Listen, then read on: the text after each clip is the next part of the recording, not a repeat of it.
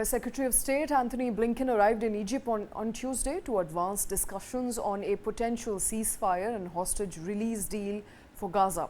Now, Blinken is set to hold talks later this week, focusing on areas of possible progress despite significant unresolved disputes between the two sides. Blinken announced that Israel has already accepted a ceasefire proposal to bridge differences, holding a deal and hostage release in Gaza. Blinken also called on Hamas to do the same without saying whether the proposal had addressed concerns cited by Palestinian group. U.S. Secretary of State Antony Blinken met with the president of Egypt on Tuesday as he continued to press for a ceasefire deal between Israel and Hamas in the Gaza Strip. Blinken's meeting in Cairo followed talks with Israeli Prime Minister Benjamin Netanyahu a day earlier. Blinken said Netanyahu had accepted what the U.S. diplomat called a bridging proposal aimed at narrowing the gaps between the two sides after the talks last week paused without a breakthrough. U.S. officials have not spelled out how the current proposal differs from previous versions.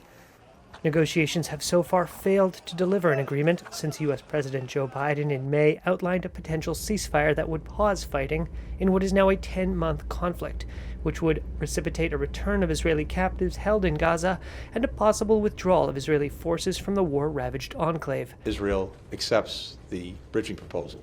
It's now incumbent on Hamas to do the same. Blinken pressed Hamas now to similarly agree to the latest terms.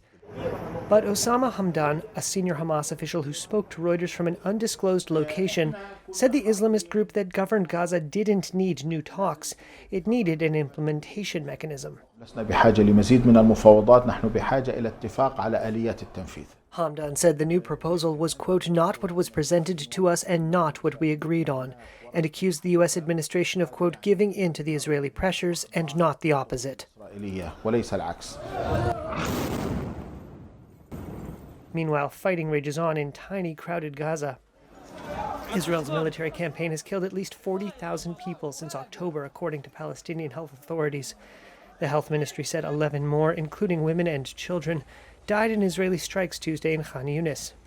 The war in Gaza began on October 7, 2023, when Hamas gunmen stormed into Israeli communities, killing around 1,200 people and abducting about 250 hostages, according to Israeli tallies.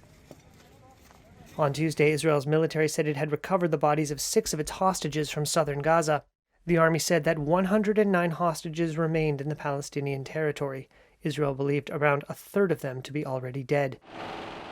Those deaths include Abraham Munder, an elderly Israeli seized from a kibbutz on October 7th. My uncle was kidnapped from his house, from his home in kibbutz Nir Oz on that Saturday by Hamas terrorists. This happened October 7th. On October 8th, he was abandoned by his government. And on October 9th, he was abandoned by his government. And on October 10th, and this continuously went on until the day that he died. His nephew, Zahiro Shahar Moore, told Reuters that his uncle was abandoned by an Israeli government that refused to make the concessions that would have brought Abraham home alive. No one will want to live in a state that does not take care of its citizens, that betrays them and abandons them. Blinken has called the latest push for a deal probably the best, possibly the last opportunity to bring hostages home and pause the fighting.